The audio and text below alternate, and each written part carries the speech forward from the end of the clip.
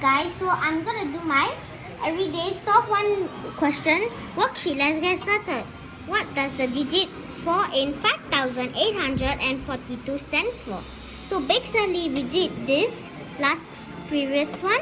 Now we just did the same. Thousands here, hundreds here, tens is here,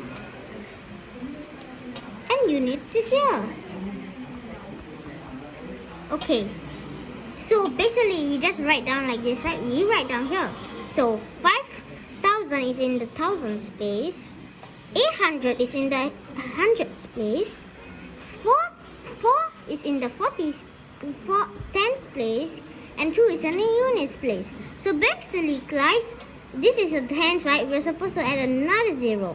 So this is the tens. Okay, fine, what is 10? Oh, there?